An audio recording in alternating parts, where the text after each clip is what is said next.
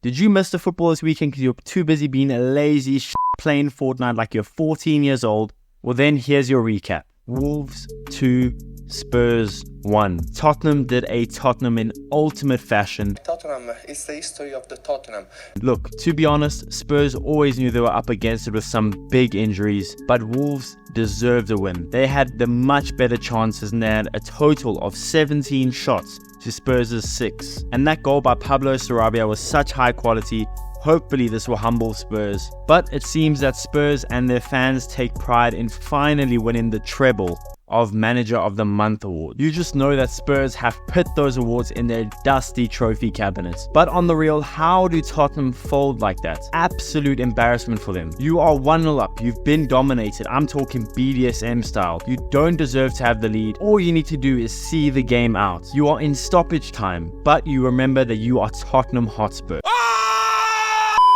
Let's spare a quick thought and a moment of silence for the end of Tottenham's title hopes. It was fun while it lasted. Man United 1, Luton Town 0. Make-A-Wish FC really know how to worry these big teams. Now, United were by no means impressive. They created the opportunities, but these boys couldn't finish for shit. The amount of injuries they must have caused behind the goal from the fans getting smacked by Rashford's 54th attempt, sailing over the bar, absolute disgrace. Haaland still hasn't scored a goal in the Premier League. Bro looks like the Liverpool version of Fernando Torres in the Champions League, and then when he plays the Premier League, he's looking like the Chelsea version of Torres.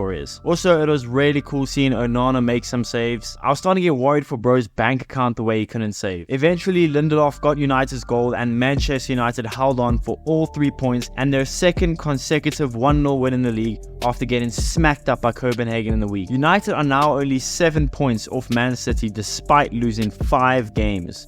Mental. Arsenal 3, Burnley 1.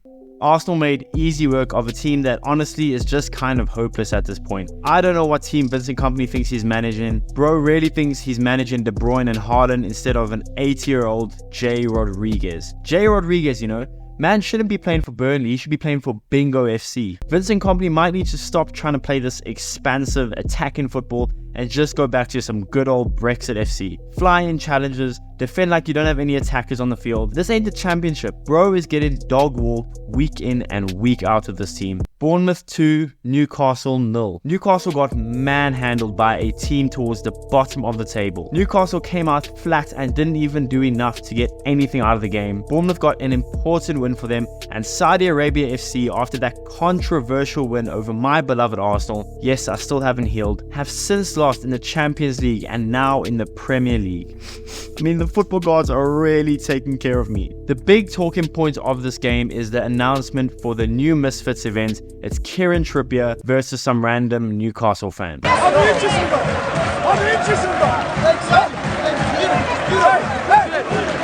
Bro really said how many injuries we got. Like other teams around the league aren't littered with them neither.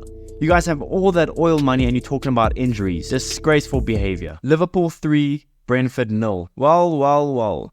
Liverpool are back in a title race. I'm sorry, this must be 2020. What is happening? I wonder how Man City are feeling knowing they are back in a title race with Liverpool.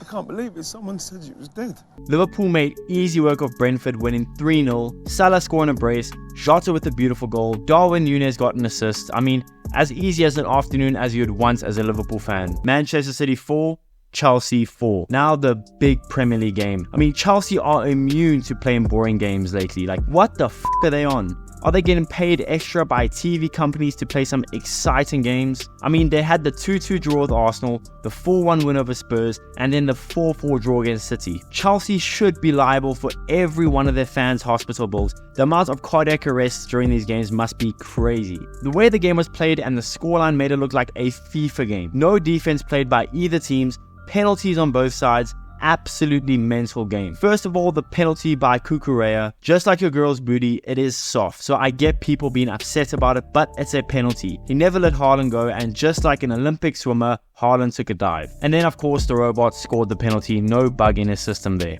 And just 5 minutes later, a good free kick taken by Reece James forced a good save out of Edison, and then Mr. Old Man himself, Mr. Retirement is calling, Thiago Silva scores a beautiful header to equalize. I'm just surprised bro Bro didn't pop a hip with that celebration. Big booty, Raheem Sterling scores for Chelsea against his old club and celebrates to add salt into the wounds of all 14 City supporters around the world. And right before the half, Akanji scores to drag it back to 2-2. And then Haaland scores in the second half. If it was a handball, that wasn't, let's be real. But he sends City up 3-2. Nicholas Jackson, I'm sorry, Miss Jackson, then equalizes with his 4th tap-in of the week after that amazing tap-in hat-trick against Spurs. And in the 86th minute, the ball bounces around the edge of Chelsea's area and Rodri absolutely smacks the shit out of that ball. It takes a deflection and finds its way into the back of the net. You see what I did there? My channel is called Back of the Net and the ball went into the... And at that point, City thought it was all over. The game was done. They won yet another game against Chelsea. But the Spurs virus must be contagious and City shit the bed. They must have felt bad and wanted to join Spurs and be an absolute BJs. That of course means bottle drops. Get your head out the gutter. Can you suck it? What? Ruben Diaz slides in on Broja, committing a penalty, and the main man himself, Cole Palmer, scores his 4th goal for Chelsea to level the scores, and that's how the game ended. Some people are saying that Cole Palmer is just a penalty merchant, and I don't get it. He scored 4 goals for Chelsea, and only all 4 of them are penalties. The rest of Europe. Real Madrid 5, Valencia 1. Real Madrid absolutely cooked Valencia. From the first minute, Vinny and Rodrigo were ripping them up. Vinny and Rodrigo looked like they were playing a game against a bunch of second graders. Both of them got a brace. Vinny probably should have got a hat-trick. And then after some Vinny goals, we were treated to some good old dancing. Barcelona 2, Alaves 1. Barca avoided some huge embarrassment at home to Alaves. To start the game, Alaves rarely scored a goal before Barca had even left the dressing room. A first-minute goal for Alaves, and Barca looked shook. But in the second half, Lewandowski finally remembered how to score, scoring both of Barca's goals to give Barcelona all 3 points. Embarrassment avoided. Bayern 4, Heidenheim 2. Bro, Kane is really fucking German football right in that. Bro has already scored 17 goals in the Bundesliga this season. What the actual fuck? Why is bro in such a rush? Just chill, there's still so much season left. Daddy, chill. What the hell is even that? He scored 2 in this game, and this game was realistically pretty easy and comfortable win for Bayern, despite the score looking reasonably close. It's another game, another Bayern win.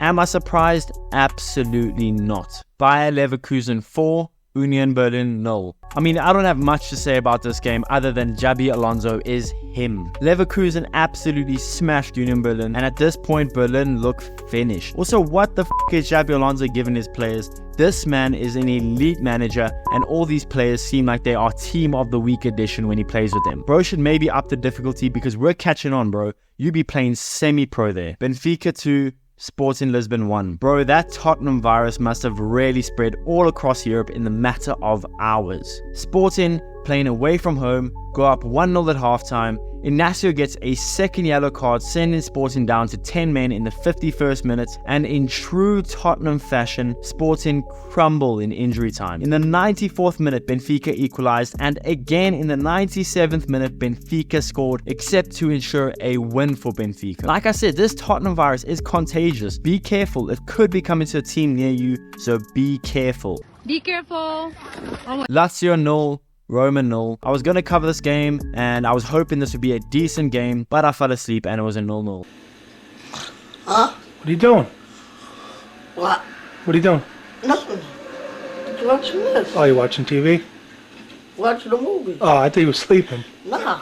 Also, a quick side note before we finish the video. Whose uncle has stolen Neymar's phone? Give that shit back. What the f*** am I witnessing? But that's the video, guys. Thank you for watching it. Which game did you most enjoy this weekend? Give me your thoughts about the games in the comments below. And now it's time for the best thing that football has ever created, international break. Be sure to smash the like button, subscribe if you haven't already, and I'll see you guys in the next one.